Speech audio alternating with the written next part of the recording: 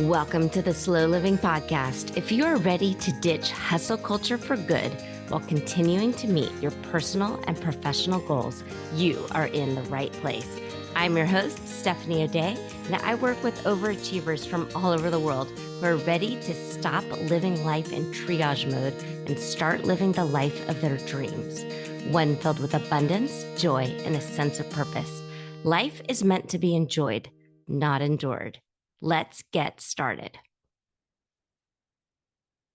Hi there, Slow Down Society. So if you're a fan of the podcast, you're going to absolutely love the book. Slow Living, Cultivating a Life of Purpose in a Hustle-Driven World is now available wherever books are sold. Buy it for yourself, your children, your friends, and your neighbors. You can get all the juicy details at stephanieoday.com/slow living book. Trust me, this is hands down the best $20 you'll ever spend. Hi there, Slow Down Society. Welcome back to another edition of the Slow Living Podcast. We're on episode 222. And in this episode, we're going to wrap it all up. Well, Melessa has essentially wrapped it all up. She's kind of come full circle of knowing what she wanted to achieve in our life coaching sessions and explains how she's gone about achieving them, all in her own words. She's pretty remarkable, and I'm just so proud of her. And I cannot wait to read the book that she is writing of her family history. And I know you will enjoy reading it also now that you know her so well. Okay. Without further ado, here's Melessa.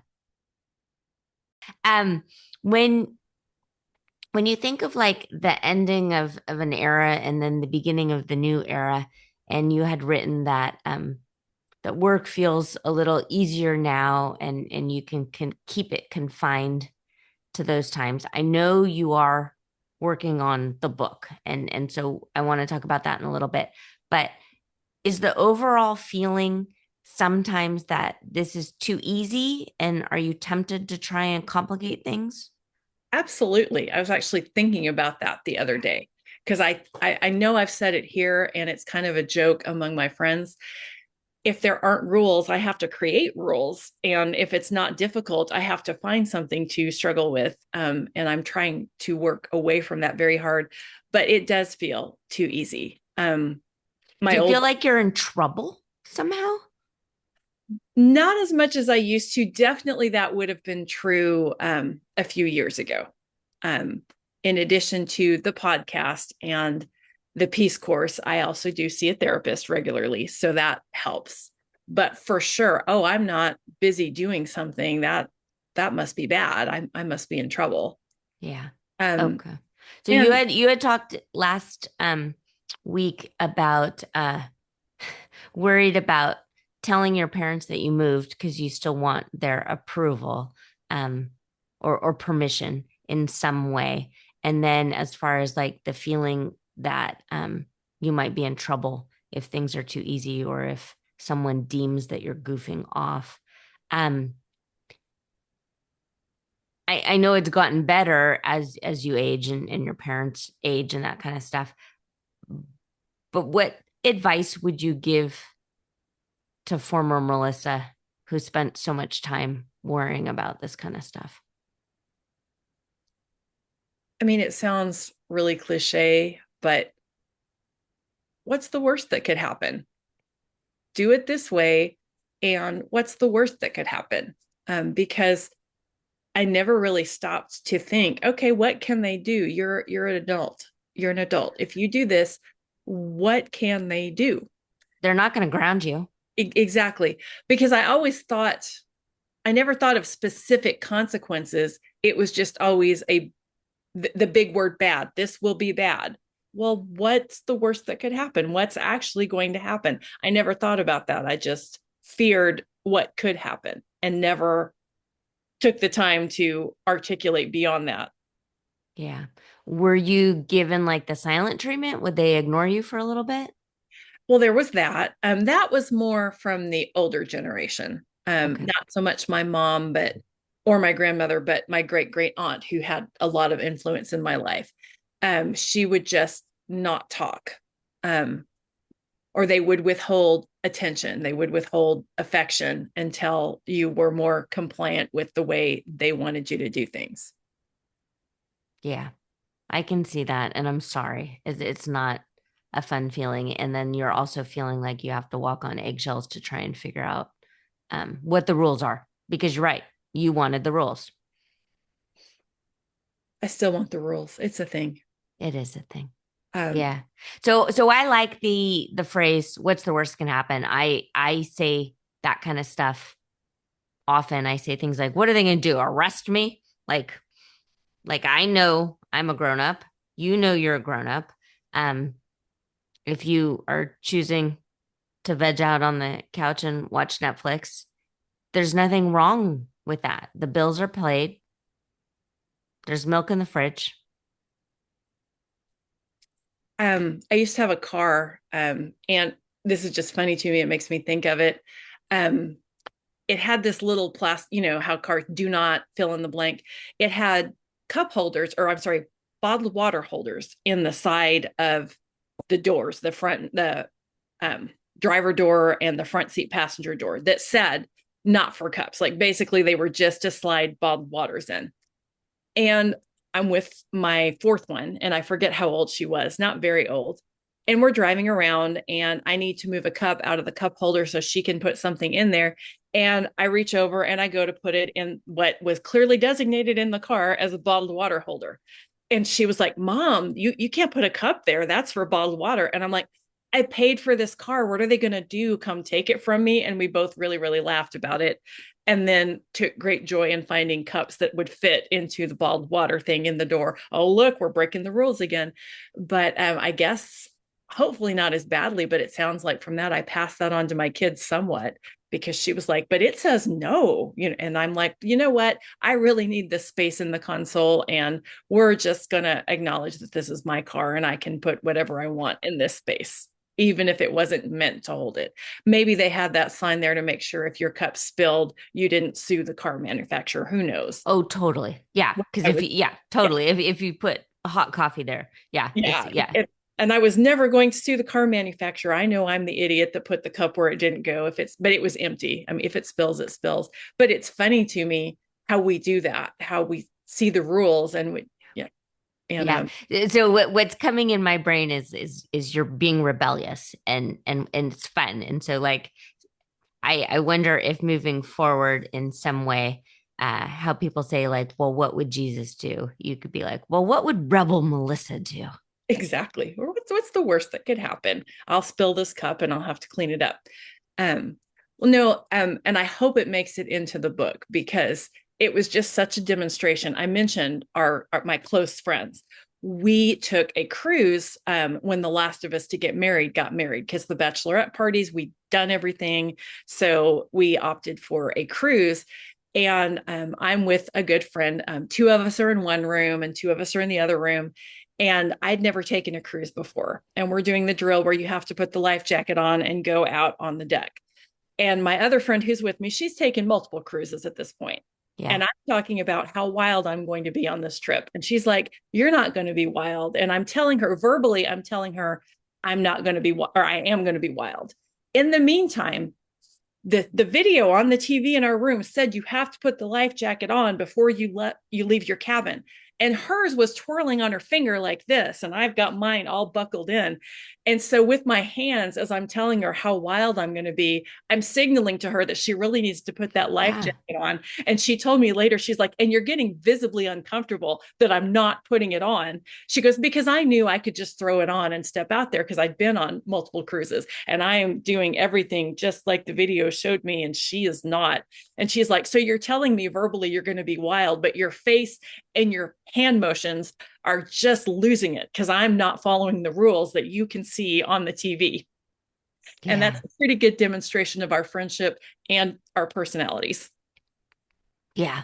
I think it's great. I love it. I love that you have this group of friends. And what's interesting is I know because I've worked with lots and lots and lots of women, and probably people hearing this have the idea of, "Ah, I would love to have a group of friends that I could go on a road trip with. I would love to have a group of friends that I could go on a cruise with," but they don't, or they don't allow themselves to have the daydream about it because they think even that is quote unquote breaking some sort of rule, or um, a good mom or a good person doesn't ditch anybody to do something like that. And yeah, so I just want to point out that even just doing that is pretty gosh darn cool. There's a lot of people who do not and wish they could. Well, they made the difference. That'll probably make its way into the book too. And it's not, there's the four of us, but we have added on. We've got our younger sisters or friends of our younger sisters who now feel like they've always been there, even though I know we didn't want them around when they were our younger sisters.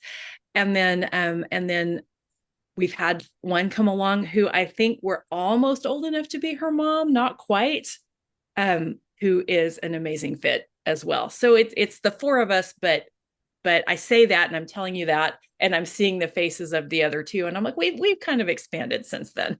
Mm-hmm. Okay. All right. So let's talk about the book then. We spent a lot of time discussing like table of contents and chapter headings, and then also we moved houses. So a lot has happened in a short amount of time.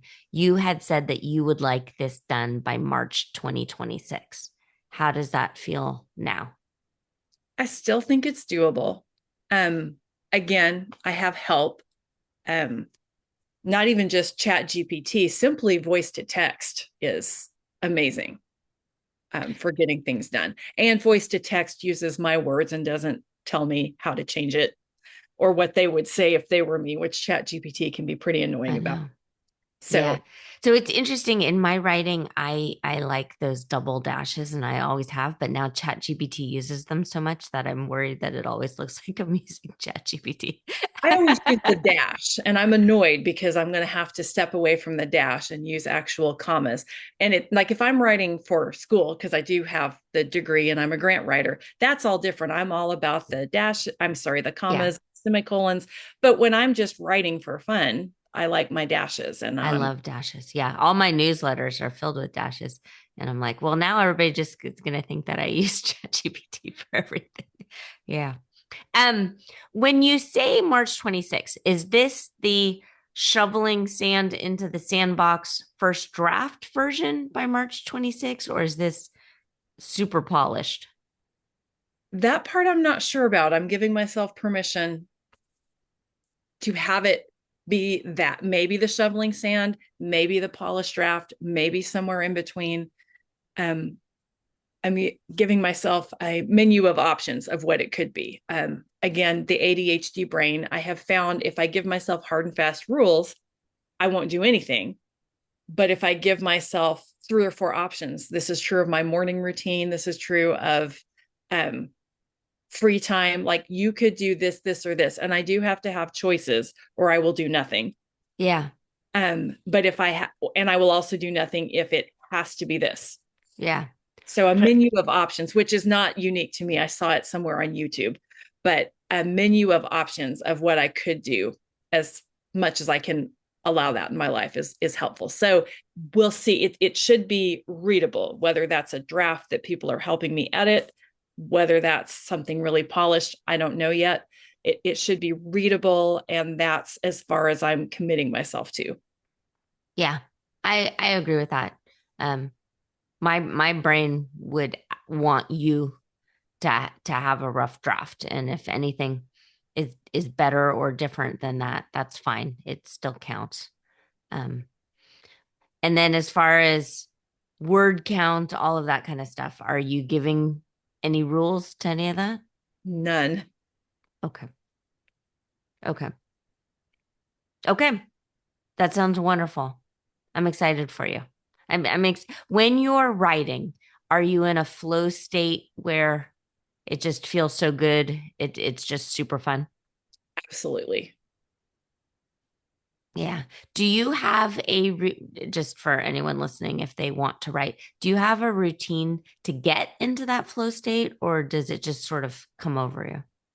It just sort of comes over me, but I do have to make myself sit down and do Yeah. it, if that makes sense. So that part of, because I'll be like, oh, I'm not feeling it. I've got to go find 6 million different things to reorganize in the house, which is so easy right now because it's a new house. And maybe I want it to look like this. Oh, maybe, you know what, that pantry's not working. I'm going to go.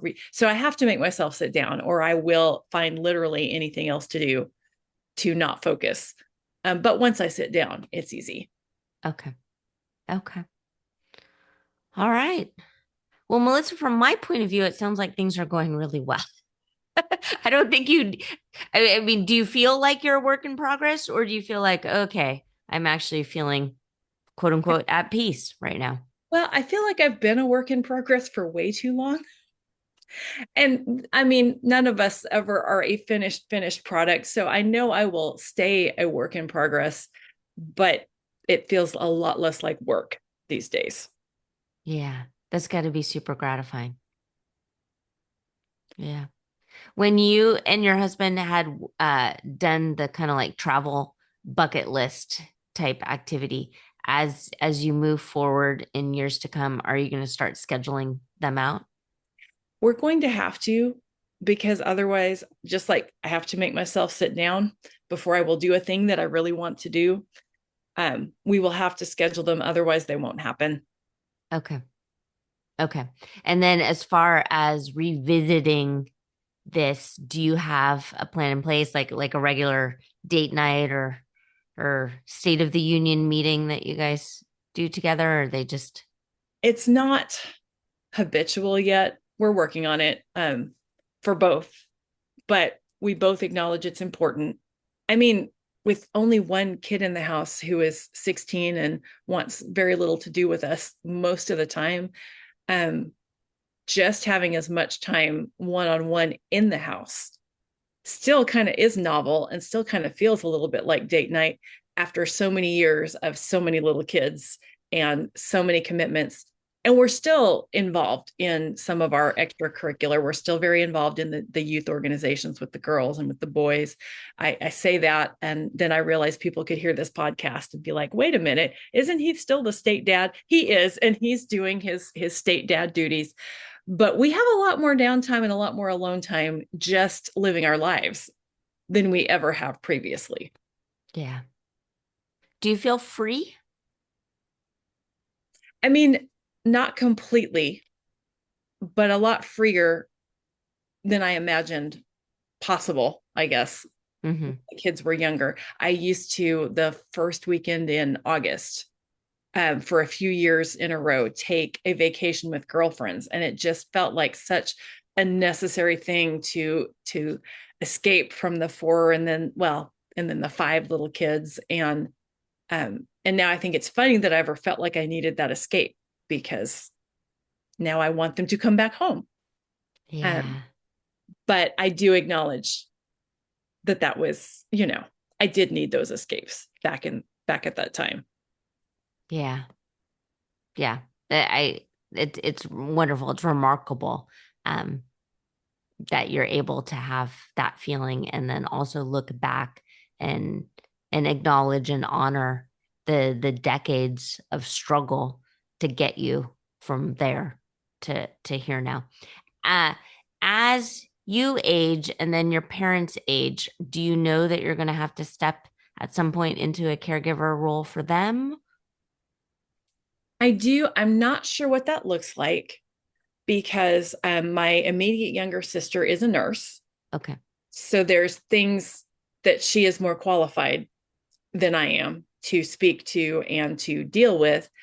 Um, my youngest sister, and she'd argue this, but it's true, has a much closer relationship with, especially with my mom, than I do. So I don't know, is my caregiving as welcome as my two sisters, with whom she appears to have a better relationship.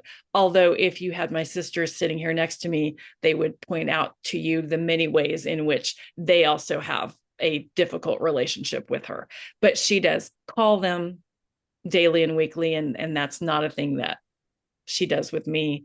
And I know they interact with my dad a lot more than my dad interacts with me. And I'm okay with those things. I just don't know what my part will be because of the dynamic. Okay. Okay. That's interesting. And I'm glad that you also have a therapist that you can unpack some of that with. So, I mean, you can look at it in two ways, that relief that you don't need to do it, or feeling like shunned. I don't feel shunned because a lot of the distance I put in place, and I know that.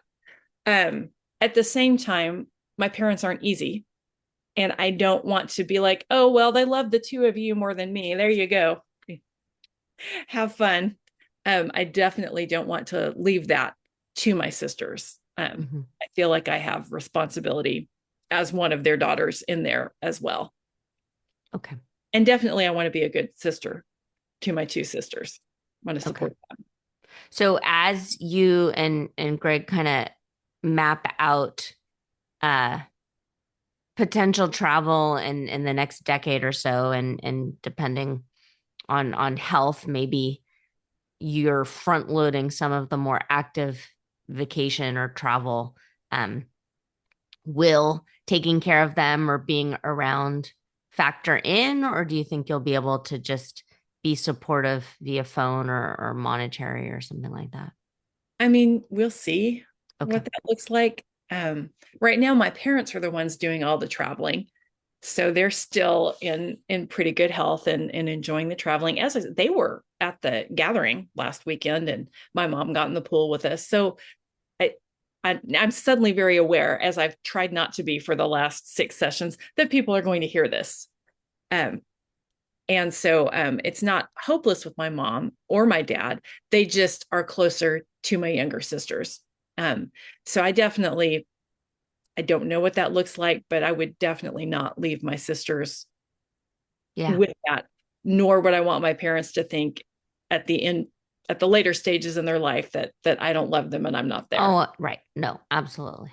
Absolutely. No, I get it. It must also be kind of neat to see that they're older than you and they're still pretty active. And Oh, and I mean, getting into a swimming pool in what, your late 70s mhm. is, yeah. I mean, that doesn't happen in Yeah. many I mean, families. my dad didn't do it, but my mom was excited to do that. Yeah. Well, Um, good. so, and again, they travel. They have a pretty good quality of life still. And my dad only just retired maybe 18 months ago. Oh, wow. He Okay. loved his job. Okay. Well, good. Okay. So moving forward, I know I still get to see you once a month for the peace course. Is there anything that we haven't covered, or anything that you feel like, I'm really going to kick myself that we didn't talk about? I mean, I don't think so. When I started the Peace Course and we had our first call, and it was a long time ago, which doesn't feel like it. And I mean, it had to have been just thinking in terms of my daughter's schedule, 2022 maybe, Hmm. because she was just about to take on her big role with the youth organization. And you were like, just write. That's what you need to do, is you just need to write. And then we had a lot of things, a lot of mental health struggles in the family, my own and some of my extended family, and everything just felt like it got completely thrown off what you and I had a lovely phone call about. I never did the second phone call because I kept saying things are going to calm down and then I will actually have something to report back to Steph. And then they never really did calm down. And when I saw the opportunity come up to do coaching sessions, if I was willing to put myself out there, I thought, okay, well, that's how I will pull all of this back together. And I had made some of the changes incrementally that we had talked about. So anyway, all of that to say, I feel like this has come full circle because now I'm writing and I've walked through all the things I didn't see coming between that first phone call and when we began working together 6 weeks ago. Yeah. It's interesting when you start on a journey and a path and you can't see the end and you just have to kind of trudge along and trust that you'll get there when you get there. So since people really like a definitive before and after, and I know you're probably before and after has perhaps maybe taken longer than you wished. Do you feel like there's, oh yeah, that was before I did this and now I'm here. Well, when we talked, I had a job that I kept because it let me take my kids to work with me during the summer, which at the time was very needed. And I loved the job, and it let me do my teaching thing, which I loved, and I let me write grants, which I loved. But it was a lot. It was a long commute, and it was a facility. So if the security alarm went off in the middle of the night, that was me that had to get out of bed and drive 25 minutes because 40 is with traffic. So at 4 a.m, it's about 25 minutes to see what the source of the break-in was. If there was a break-in, a lot of times it was just um, like somebody breaking a window and then running off because the alarms went off and they weren't expecting that.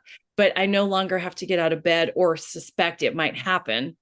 I walk into my job, I research and write and follow up with grant deadlines. I'm totally focused on my favorite aspect of my first job or my earlier job. And when I leave the office at 5, I'm done for the day. There are facilities involved, but that's not in my wheelhouse. And I'm working in my hometown, which I had always wanted to do, supporting an organization in my hometown that's always been near and dear to my heart. So the job got easier. I was at the beginning of walking my daughter through what was going to be a very committed and very busy year. That's over. And Mm-hmm. she's in college now and doing her own thing.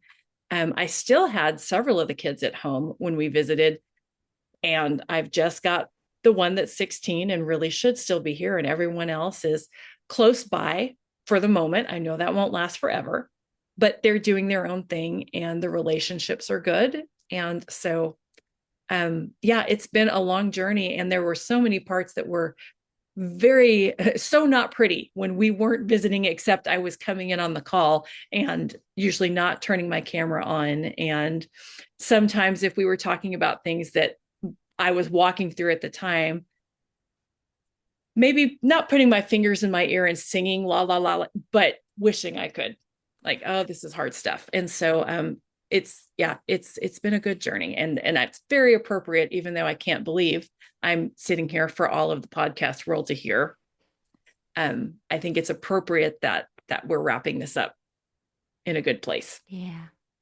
I'm proud of you. Yeah.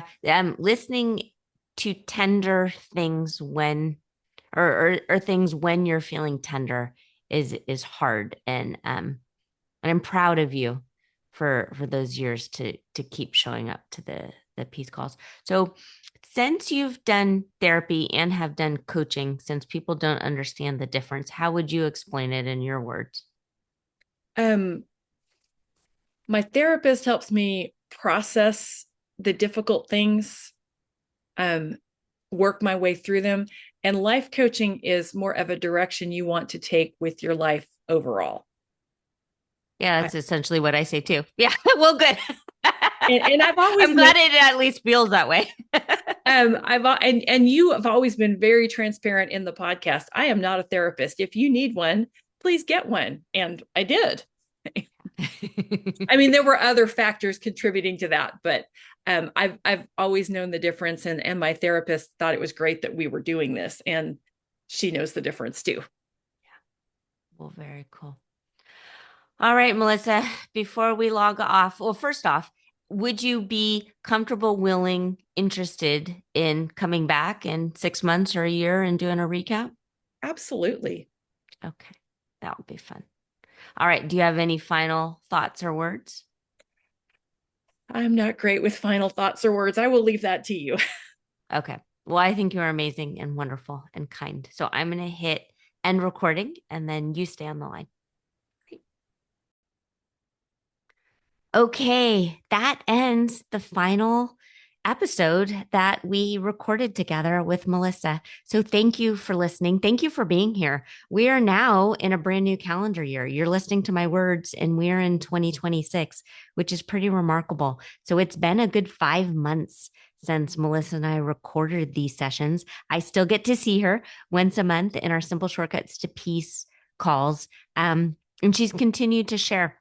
It's really interesting that in this call, she talks about how in the past peace call, she really wanted to pay attention to the kind of decluttering process that another Peace Course participant had talked about. And so that has really spurred her and her husband along when it comes to decluttering and simplifying their lives because they don't want to burden their children.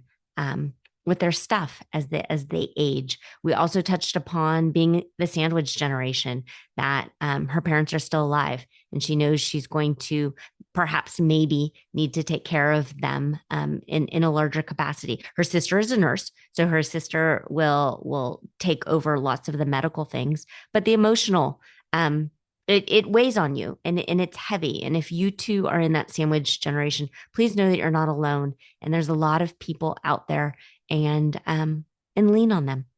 Okay. Thank you. Thank you so much. Thank you for starting another calendar year with me and with the podcast. If you have any questions at any time, reach out to me. I'm a real person. I'll get back to you. I'm at steph@stephanieoday.com.